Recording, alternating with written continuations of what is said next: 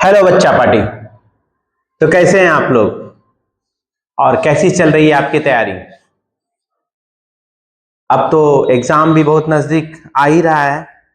बस जनवरी की है दूरी, फरवरी में तो आप और एग्जाम आमने सामने रहिएगा। तो चले बिना टाइम को किल किए हम लोग अब अपने अगले पड़ाव की ओर चलते हैं।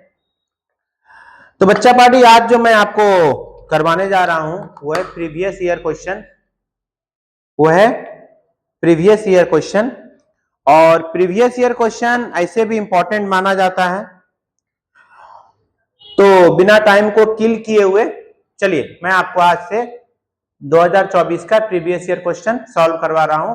आप भी मेरे साथ करोगे और उसको अच्छे से देखेंगे हम लोग। चलिए, तो हमारा जो पहला क्वेश्चन आपको जो बोर्ड पे दिख रहा होगा, 25 एमसीक्यू हमको सॉल्व करने हैं जस्ट 25 मिनट्स में। देखो देखो दोस्त, तो हम लोग को जो पहला एमसीक्यू बोला है, तो हम लोग को पहला एमसीक्यू क्या बोला है दोस्त, कि आप ऐसे समझो कि जब F2 जनरेशन होता है, F2 का मतलब हुआ सेकेंड जनरेशन। सेकेंड जनरेशन को जब हम क्या बोल सकते हो, ड्वार्फ प्लांट से क्रॉस करवाएंगे। दोस्त ऐसे समझो, मतलब बोला गया F2 गुना, F2 का मतलब है सेकेंड जनरेशन, ये जेनेटिक्स का क्वेश्चन है। उसके बाद आप मतलब बोल सकते हो आप क्रॉस करवा रहे हो रेसेसिव पेरेंट से। किससे क्रॉस करवा रहे हो? रेसेसिव पेरेंट से। यदि आपको ये वाला फॉर्मेट मिलता है ना दोस्त, तो वहां पर सिंपल सा लिखोगे, इसको हम लोग बोलते हैं टेस्ट क्रॉस। चाहे हिंदी मीडियम का स्टूडेंट हो या इंग्लिश मीडियम का स्टूडेंट हो, दोनों के लिए सेम वर्ड आता है दोस्त। इसको क्या बोलते हैं? Test cross. ओके, तो आपको क्या करना है, बोला कि जब मतलब सेकेंड जनरेशन के प्रोडक्ट को आप डॉर्फ बोले या इसको हिंदी में बोलेंगे अप्रभावी, तो इसको क्या बोलोगे? Test cross. इसका सी नंबर ऑप्शन बिल्कुल करेक्ट है। ठीक है दोस्त, देख लिया। और अब चलते हैं हम लोग नेक्स्ट क्वेश्चन की ओर। ओके, चलो अब नेक्स्ट क्वेश्चन क्या बोलता है कि the portion of embryonal axis above the. अब इसको हिंदी और इंग्लिश दोनों में दिया है। मैं दोनों मीडियम को साफ साफ पढ़ के बताता हूं दोनों में क्या क्या है। क्या बोला गया है कि जो बीज पत्र होता है, मतलब जिसको आप कॉटिलीडन्स बोलते हो, इसके ऊपर में भ्रूणीय अक्ष के भाग जो प्रांकुर मतलब प्लम्यूल के टॉप पर एंड होता है, जो प्लम्यूल के टॉप पर समाप्त होता है, तो उसको आप क्या बोलोगे दोस्त? उसको बोलते हैं हम लोग इपीकोटाइल। क्या बोलेंगे? इपीकोटाइल। साथ साथ बोलना है, क्या बोलोगे? इपीकोटाइल। ओके, हिंदी इंग्लिश देखिए होता है, और आपको थोड़ा इंग्लिश में ही इसमें क्या करना पड़ेगा, डील करना पड़ेगा। ओके, अब देखो ये क्वेश्चन एक नंबर आ गया। बात समझो दोस्त, इसमें मैं एक साथ 3 4 5 एमसीक्यू आपको क्या करूंगा, सॉल्व करवा दूंगा, ताकि आपको भी थोड़ा सा बहुत सारा क्वेश्चन क्या हो कि सॉल्व किया हुआ आपको मिल जाए। आपको दोस्त क्या पूछा है कि number of base pair haploid set of DNA. अब यहां पर मैं 3 4 5 चीज बता देता हूं। यदि आपको पूछता है कि एक नॉर्मल ह्यूमन सेल में कितना लंबा डीएनए होता है, आपको बोलना पड़ेगा 2.2 मीटर। कितना बोलना पड़ेगा? 2.2 मीटर लंबा डीएनए होता है हमारे एक छोटे से सेल में, जिसको हम लोग खुली आंखों से देख भी नहीं सकते हैं। उस छोटे से सेल में कितना डीएनए होता है? 2.2 मीटर लंबा डीएनए होता है। लेकिन हम लोग को ये नहीं पूछा है, हम लोग को पूछा है कि एक हैप्लॉइड सेट में कितना बेस पेयर होता है। आपको इसमें ध्यान रखना है 6.6 इंटू 10 टू द पावर 9। ये वाला आंसर जो पहले से आपको दिख रहा है ये गलत है दोस्त।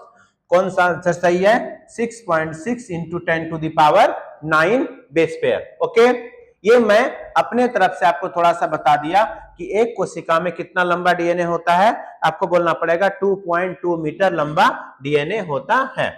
तो चलो अब हम लोग चलते हैं नेक्स्ट में।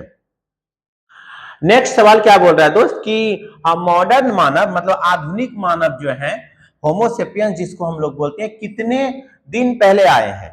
इसका बेस्ट आंसर आपको याद रखना। ये डेटा वाला क्वेश्चन है, इसमें दिमाग लगाने की उतनी रिक्वायरमेंट नहीं होती। इस जो डेटा दिया है आपको हूबहू उसको क्या करना पड़ेगा, याद करना पड़ेगा साफ शब्दों में। तो कब आए थे? 75,000 से लेकर 10,000 साल पहले किसका विकास हुआ था? तो होमोसेपियंस का।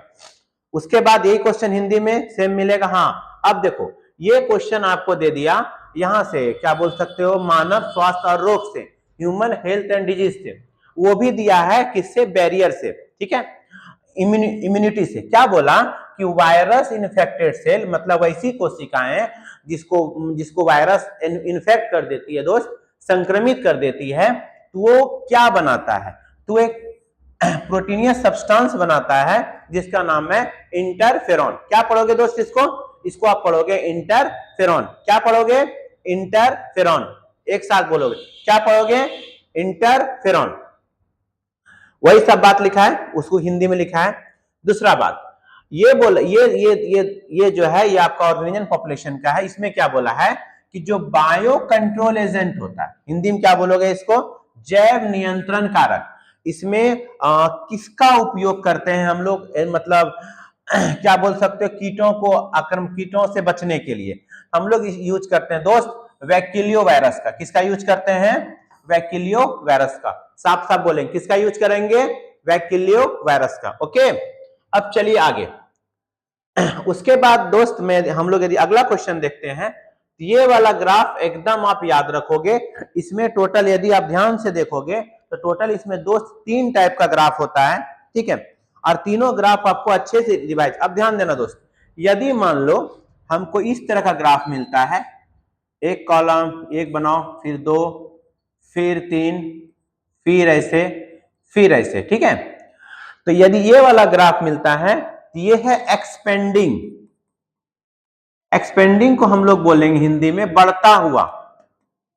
ये क्या है, बढ़ता हुआ।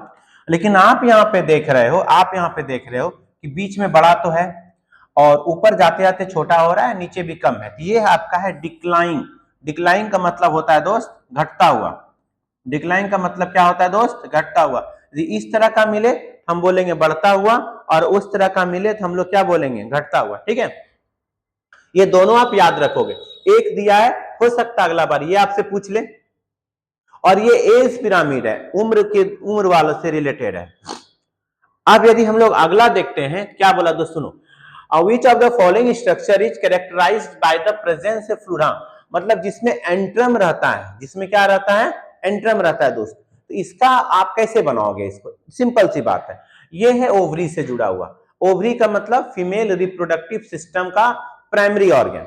तो इसमें जिसमें एंट्रम होती है दोस्त, इसको क्या बोलोगे, टर्शियरी फॉलिकल, या हिंदी में क्या बोलोगे, तृतीयक पुटक। क्या बोलोगे, तृतीयक पुटक, या नहीं तो टर्शियरी फॉलिकल, ठीक है। अब यहां पर एक चीज और मैं बता देता हूं, यहां पर एक लिखा है कॉर्पस ल्यूटियम, ये नहीं लिखिएगा। हाँ, यदि आपको पूछे कि कॉर्पस ल्यूटियम कौन सा हार्मोन सिक्रीट करता है, तो आप बोल सकते हो उसका नाम है प्रोजेस्टेरॉन। उसका नाम क्या है दोस्त, उसका नाम है प्रोजेस्टेरॉन। तो कॉर्पस ल्यूटियम कौन सा हार्मोन सिक्रीट करेगा, आपको क्या बोलना है, प्रोजेस्टेरॉन। एकदम याद से ध्यान से पढ़िए, सब कुछ हो जाएगा। इसके बाद यदि आप आगे जाते हो, यहां देखो क्या बोला है, डीएनए फिंगरप्रिंटिंग का खोज किसने किया। डीएनए फिंगरप्रिंटिंग का खोज किसने किया, डीएनए, ठीक है। तो एक बात ध्यान रखिएगा दोस्त, ये बिल्कुल गलत बोला है। डीएनए फिंगरप्रिंटिंग का जो खोज किया था उनका नाम था अलेक्स जेफरी। क्या नाम था दोस्त, अलेक्स जेफरी। हाँ, जैकब मोनार्ड का यदि पूछा जाए तो इसका क्या है, इसने दिया था लैक ऑपेरॉन। इसने एक मॉडल दिया था बैक्टीरिया लैक्टोज कैसे यूज करता है, लैक ऑपेरॉन। तो जैकब मोनार्ड का क्या है, लैक ऑपेरॉन है, ठीक है दोस्त। ग्रेगर जॉन मेंडल को हम लोग क्या बोलते हैं, फादर ऑफ जेनेटिक्स। तो एक साथ यदि आप गौर से देखोगे ना, तो जो जो नाम रिलेटेड आ रहे हैं इसको हम लोग बोलते हैं दोस्त फादर ऑफ डीएनए फिंगरप्रिंटिंग। तो आप यदि देखोगे गौर से, हाँ, और फादर हिंदी में हम लोग बोलते हैं जनक। ये जनक है किसके, डीएनए फिंगरप्रिंटिंग के या डीएनए अंगुली छापी के। ओके दोस्त, अब चलो ये स्क्रीनशॉट आप लेते जाओगे। अब यदि मैं आगे की ओर चलूं, सेम क्वेश्चन है। हाँ, अब यहां गौर से देखो, बोलता है कि पार कितना होता है, पार कितना होता है। इसका क्या मतलब है, देखो यदि मान लो ये सन है, तो सन से जो रेडिएशन आती है, ठीक है, जिस रेडिएशन में प्रकाश संश्लेषण होता है उसका रेंज होता है दोस्त, उसका रेंज जो है वो है 400 से 700 नैनोमीटर। 400 से 7, मतलब इसी रेंज में प्रकाश संश्लेषण होगा, फोटोसिंथेसिस होगा। तो इसी रेंज का नाम है दोस्त पार। क्या नाम है? पार। और ये टोटल सनलाइट का कितना होता है? ये दोस्त टोटल सनलाइट का 50% होता है, मतलब जितना भी सनलाइट आएगा उसका मात्र 50% क्या होगा? पार होगा। ओके, चलो अब आगे देखेंगे। अब यदि मैं फिर से आगे बढ़ूं तो यह सिंपल सी बात है। ये क्या क्वेश्चन पूछ दिया, ध्यान से देखो। क्वेश्चन यही पूछा है इसमें कि कितनी स्पीसीज जो है वो विलुप्ति के कगार पर है। विलुप्ति क्या होता है, बात समझो। ऐसा जंतु जिसकी संख्या एकदम तेजी से घट रही है, और यदि हम लोग उसको कंजर्व ना करें, संरक्षित ना करें, तो कुछ समय के बाद क्या हो जाएगी? वो मर जाएगी, नष्ट हो जाएगी, समाप्त हो जाएगी। तो उसकी संख्या कितनी है? उसकी संख्या है 15,500। ये आंसर गलत है। 15,000 कितना है दोस्त? 15,500। ये बात आप ध्यान रखोगे। ओके, अब चलो आगे। अब ये क्या क्वेश्चन है, बात समझो जरा सा। अब ये वाला जो दोस्त क्वेश्चन है इसमें, अब ये वाला जो आपको क्वेश्चन दिख रहा है, ये क्या बोला है कि एक पौधा है जिसका नाम है तंबाकू, जिसको हम लोग गांव देहात में खैनी कहते हैं। तो जब खैनी पौधे का जड़ होता है ना दोस्त, उसमें एक नीमाटोड लग जाता है। नीमाटोड का मतलब बोल सकते हो ऐसे थी एस्केलमेंथिस, राउंड वर्म ग्रुप का, जिससे जड़ जो है पानी और मिनरल्स को कम अवशोषित कर पाता है और जड़ें कमजोर हो जाती है, और तंबाकू का जो फसल होता है बहुत कम होता है। तो उसके लिए उसमें कौन सा नीमाटोड लगता है? तो उसका नाम है मिलेडोगाइनी इनकोग्नेशिया। मिलेडोगाइनी इनकोग्नेशिया। और एक बार दोस्त और समझ लेना, इससे बचने के लिए जो टेक्निक यूज होता है दोस्त, उसका नाम है आरएनए आरएनए इंटरफेरेंस, या इसी को हम लोग बोलते हैं आरएनए साइलेंसिंग। आरएनए आई बोले, आरएनए साइलेंसिंग बोले। इससे हम इस चीज से क्या होता हो जाते हैं, हम लोग बच जाते हैं। किससे? हमारा इस नीमाटोड से। ओके, अब देखते जाओगे, हिंदी मीडियम में भी सेम क्वेश्चन रहेगा, इंग्लिश मीडियम में भी सेम क्वेश्चन रहेगा। क्या देखो है ना, मिलेडोगाइनी इनकोग्निटा लिखा, इनकोग्नेशिया उसको हम लोग पढ़ते हैं। अब दोस्त ये क्वेश्चन बोला है कि आरएनए में जो मतलब in which position RNA every nucleotide received किसमें जुड़ता है? इसका आंसर बिल्कुल सही दिया है। क्या नंबर पर जुड़ता है ये दोस्त? ये जुड़ता है सेकेंड पोजीशन पे। कितना नंबर पे जुड़ेगा? ये याद रखना, ये जुड़ेगा सेकेंड पोजीशन पे। ओके, अब ध्यान दो, एकदम क्वेश्चन मार दिया। बोला इम्प्लांटेशन। तो सबसे पहले जान लेना दोस्त, इम्प्लांटेशन होता कहां पर है? यूट्रस। इम्प्लांटेशन कहां होता है दोस्त? आपको बोलना है यूट्रस में। यूट्रस के हिंदी में क्या बोलोगे? गर्भाशय। और इम्प्लांटेशन के हिंदी में क्या बोलोगे? अंतरोपण। कब होता है दोस्त? हमको बोलना है 7th डे। फर्टिलाइजेशन के 7th डे जो एम्ब्रियो है वो गर्भाशय की दीवारों से चिपक जाता है, इसी को हम लोग बोलते हैं इम्प्लांटेशन। तो वहां पर जो एक्चुअल एम्ब्रियो है, जहां से आप इंडोडर्म एक्टोडर्म बनेगा, वो किससे बनेगा? वो बनेगा इनर सेल मास से। हिंदी में बोलेंगे अंतर कोशिकीय समूह या द्रव्यमान। ठीक है दोस्त, चलो अब आगे देखते हैं। लिखा है ना अंतर कोशिका समूह लिखा, चलो कोई बात नहीं।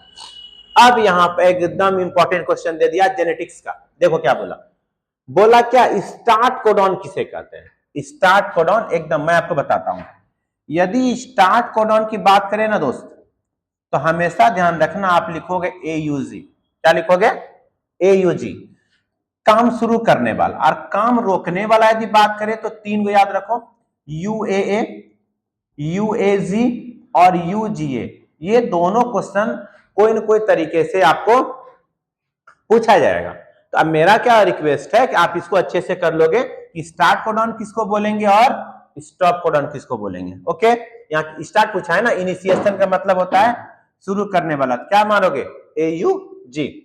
ओके, चलो अब मैं नेक्स्ट चलता हूं। 15 हो गया और 10 करवा देता हूं आपको। हाँ, ध्यान से देखो, ये अलग अलग साइंटिस्ट का काम है दोस्त, मैं आपको सबके बारे में थोड़ा सा बता दूंगा। चार्ल्स डार्विन, क्या नाम है? Charles Darwin. इसको हम लोग बोलते हैं नेचुरल सिलेक्शन के नाम से हम लोग जानते हैं। यदि पूछेगा नेचुरल सिलेक्शन का सिद्धांत किसने दिया, तो आपको क्या बोलना है? Charles Darwin. ठीक है, तो यहां पूछा है क्या एम्ब्रोलॉजिकल मतलब भ्रूणात्मक समर्थन में किसने बात बोला? ये बात बोला था किसने दोस्त? आपको बोलना है अर्नेस्ट हैकल ने। किसको बोला था? किसने बोला था? अर्नेस्ट हैकल ने। ओके, कर लोगे?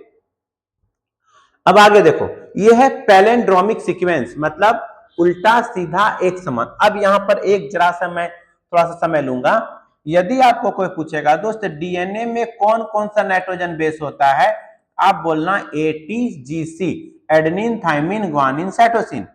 आरएनए में कौन होता है, आपको बोलना है एयूजीसी, एडेनिन यूरासिल ग्वानिन साइटोसिन। तो हमको 3 से 5 दिया है डीएनए का सीक्वेंस, हमको आरएनए में पढ़ना। एक बात बॉस ध्यान रखना, हमेशा एडेनिन के सामने में थाइमिन होता है और ग्वानिन के सामने में साइटोसिन होता है। चूंकि आरएनए में थाइमिन नहीं होता है, उसके जगह पे यूरासिल आएगा। उसके जगह पे क्या आएगा दोस्त? यूरासिल आएगा। अब गौर से देखो, एकदम ध्यान से। तो ए के सामने में टी, ए के सामने में टी और जी के सामने में सी। देखो अब मिलाओ ए, तो देखो देखो देखो देखो कहां के, ए के सामने में यू होना चाहिए। यू कहां है? यू यहां है, ठीक है। और कहीं यू है? टी के सामने में ए, ठीक है। जी के सामने में सी, ठीक है। सी के सामने में जी, ठीक है। ए के सामने में यू। ये वाला मार दो दोस्त, ये गलत है, क्योंकि आपको इसी सीक्वेंस पे मिला के चलना पड़ेगा, एटीजीसी। तो आरएनए में टी तो है नहीं, उसके जगह पे क्या आएगा दोस्त? यू आएगा, ठीक है। डी नंबर मार लोगे। चलो आगे। हर आंसर इसका सही नहीं है, जहां गलत है मैं उसको क्लियर करते जाता हूं। सेम क्वेश्चन दोस्त इसमें दिया है। हाँ, उसके बाद बोला कि डार्विन ने किसको सपोर्ट किया था? किसने, किस पर इसने बोला था क्या? जो रिप्रोडक्टिव फिटनेस शो करेगा, मतलब वैसे जीव जो जनन के द्वारा अपनी संख्या को बढ़ाएंगे, समय के साथ पृथ्वी पर वही तो मिलेगा। और जो जनन के द्वारा अपनी संख्या को बढ़ाएंगे ही नहीं, समय के साथ वो क्या हो जाएंगे? धरती से विलुप्त हो जाएंगे। ये बात डार्विन बाबा का कहना था। रिप्रोडक्टिव फिटनेस इसका लगा लोगे। अब चलो आगे पे, आगे में बोलता है कौन सी बात गलत है। तो दोस्त हमेशा ध्यान रखना, जब species diversity decreases as we move from pole towards equator, तो पोल से इक्वेटर इधर बढ़ना चाहिए, लेकिन ये बोलता है घटता है, ठीक है। ये स्टेटमेंट इसका क्या है? बिल्कुल करेक्ट है, बिल्कुल सही है, ठीक है। सॉरी, ये बोल रहा है गलत है। ये इक्वेशन इसका क्या है? गलत है, क्योंकि यहाँ क्या होता है? बढ़ता है, लेकिन ये बोल रहा है घट रहा है। तो ये गलत बोल रहा है, हमको गलत को ही चुनना है दोस्त, सही को नहीं चुनना था इसमें। अब आ जाइए इसमें 20 में। 20 में क्या बोला दोस्त कि द अमाउंट ऑफ बायोमास, मतलब किसी भी कोई भी प्लांट कितना बनाएगा, टोटल जो बनाता है बिना खर्च। अभी हम लोग रिस्पायरेशन को लॉस नहीं करेंगे, उसको क्या बोलेंगे? उसको बोलते हैं प्राइमरी प्रोडक्टिविटी, हिंदी में बोलेंगे प्राथमिक। क्वेश्चन हिंदी में साफ साफ ही होगा नीचे में, प्राथमिक उत्पादकता। क्या बोलेंगे? प्राथमिक उत्पादकता। ध्यान से देखोगे, ये है, देखो यहाँ पे देखो है ना, क्या इसको क्या बोलोगे? इसको बोलेंगे प्राथमिक उत्पादकता, ठीक है। अब आ जाओ, ये वाला बोलता है क्या? आप ध्यान देना। अब क्वेश्चन क्या बोल रहा है दोस्त? क्वेश्चन को एकदम गौर से देखोगे, क्या बोल रहा है? एकदम डी नंबर, दोनों हिंदी मीडियम इंग्लिश मीडियम में साफ साफ देखोगे, दोनों में साफ दिखेगा, ठीक है। क्या बोला कि डीएनए पॉलीमरेज, अब बात समझो क्या बात है। एक टॉपिक है जिसका नाम है पीसीआर, पॉलीमरेज चेन रिएक्शन, ये इसका फुल फॉर्म होता है। इसका दोस्त हम लोग यूज करते हैं डीएनए की मात्रा को बढ़ाने के लिए, डीएनए की लाखों करोड़ों कॉपियों को बनाने के लिए। उसमें एक एंजाइम यूज होता है दोस्त, जिसका नाम है डीएनए पॉलीमरेज, या इसी का नाम है टैक पॉलीमरेज, ठीक है। ये किससे निकाला जाता है? ये निकाला जाता है थर्मस एक्विटस बैक्टीरिया से, जो लगभग 72 डिग्री सेल्सियस में भी क्या कर लेता है? काम कर लेता है, हाई टेम्परेचर। तो इसमें क्या मारोगे आप? थर्मस एक्विटस। क्या मारोगे? हिंदी इंग्लिश दोनों में दिया हुआ है। हाँ, एक बात मैं बता देता हूं, आप गूगल में जाओगे, 2024 का question model question paper download कर लोगे, वहां से क्वेश्चन मिल जाएगा दोस्त, और मेरे वीडियो से आप एमसीक्यू कर सकते हो, साथ साथ दोनों हो जाएगा आपका। अब मैं चलूं आगे। अब यदि मैं आगे की ओर प्रश्न मूव करूंगा तो क्या होगा, देखा जाए। Good question. फिर ये आगे एंटीबॉडी से, एंटीबॉडी कितने टाइप का? बोलेंगे 5। कितने टाइप का? 5। क्या ट्रिक है बॉस उसका? एंटीबॉडी का ट्रिक है गैमडी, आईजीजी, आईजीए, IgM, IgE और IgD। ठीक है, IgG इसका संबंध किससे है? गर्भ से है, ए है। ठीक है, ये आपको मिलेगा मिल्क में, कोलेस्ट्रम में मिलता है। M सबसे बड़ा है, M सबसे बड़ा है। ठीक है, IgE ये किससे रिलेटेड है? एलर्जी से रिलेटेड है। और ये डिटॉक्सिफिकेशन मतलब निराविषीकरण करता है, मतलब जहरीले चीजों को बाहर निकालने में हेल्प करता है। अब आप खुद देख लो क्या बोला, एलर्जी, एलर्जी के लिए ई, कौन सा होगा? Option B. ओके, देख लिया। और साथ साथ इसमें इसको भी लिख लेना, ये प्लासेंटा को पार कर सकता है, IgG। ठीक है, जी से गर्भ याद रख लेना दोस्त, हो जाएगा। अब यदि मैं फिर से आगे की ओर आपको लेके चलूं तो चलूं, हाँ दही वाला देखो, मस्त आ गया। बहुत लोगों का दही फेवरेट होता है ना, उसी दही से क्वेश्चन है। पहला बात ये समझो कि जो कर्ड बनता है, जिसको आप दही बोलते हो, इसके लिए कौन सा बैक्टीरिया है? उसका नाम है लैक्टोबैसिलस। क्या नाम है दोस्त? लैक्टोबैसिलस। तो जब ये दूध को दही में कन्वर्ट करता है ना, तब कौन सा विटामिन बढ़ जाता है? Vitamin B12। कौन सा बढ़ेगा? Vitamin B12। ओके, यदि यहां तक हो गया तो मैं फिर आगे चलूंगा फटाफट, इस समय टाइम देने से कोई फायदा नहीं है। अब आ जाएगा, आ जाओ एक नंबर 24 देखो क्या बोला। 24 नंबर क्वेश्चन बोल रहा है दोस्त कि एनर्जी कहां से घुसती है, कहां बनती है? तो सबसे पहले क्या होता है, ध्यान दो। सबसे पहले होता है प्रोड्यूसर, जिसको हिंदी में बोलोगे उत्पादक, नहीं। उसके बाद प्राथमिक उपभोक्ता, primary consumer, secondary consumer, tertiary consumer, उसी तरह द्वितीयक उपभोक्ता। एनर्जी बनेगा कहां दोस्त? प्राथमिक से बनाओगे ना, तो किससे होगा? प्राथमिक से आ जाएगा, उत्पादक से आ जाएगा। ठीक है, प्रोड्यूसर जिसको बोलोगे आप। अब चलो नेक्स्ट पे। हाँ, ये क्वेश्चन एकदम पूछा है शुक्राणु जनन से।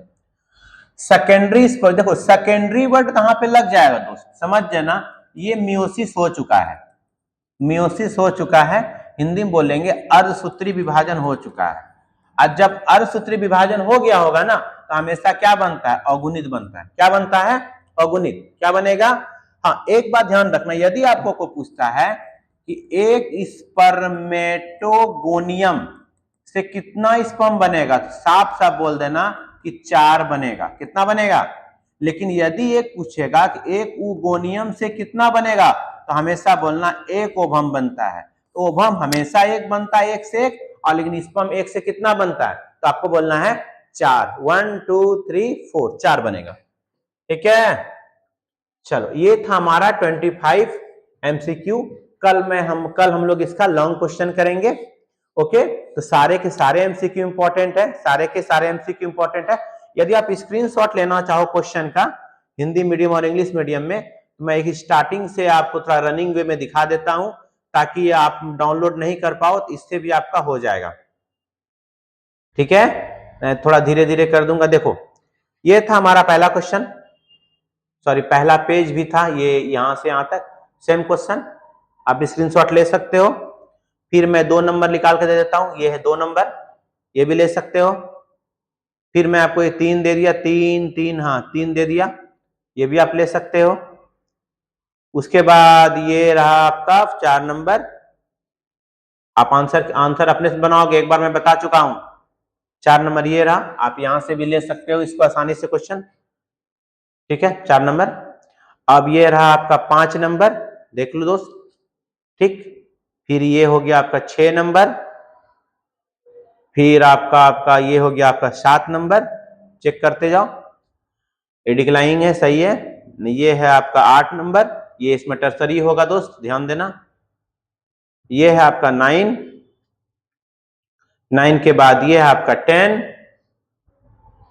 10 के बाद ये है आपका 11, ये है आपका 12, देख लो। ठीक, ये आपका है 13, ओके, और ये आपका है 14। ठीक, ये आपका दोस्त है 15, ये फिर हो गया आपका 16, ये आपका दोस्त हो गया 17, ये आपका हो गया 18। फिर देखते जाओ, फटाफट स्क्रीनशॉट ले लो जहां जहां डाउट है। इसके बाद ये हो गया 19, 20, इसके बाद मैं आपको छोटा करके करा दिया हूं, तो आपको कोई डाउट नहीं होगा। धन्यवाद, और डेली पढ़िए, और कोई डाउट है तो बताइए। और चंदन बायोलॉजी क्लासेस 3 फरवरी से न्यू क्लास 12 का बैच स्टार्ट हो रहा है यहाँ पर। तो जो जो बच्चे आपके इर्द गिर्द होंगे एक बार जरूर भेजिए, ताकि ऑफलाइन का भी एक अलग आनंद है, लेके पढ़ सकें। धन्यवाद, पढ़िए, फिर कल आपसे मिलते हैं। जय हिंद।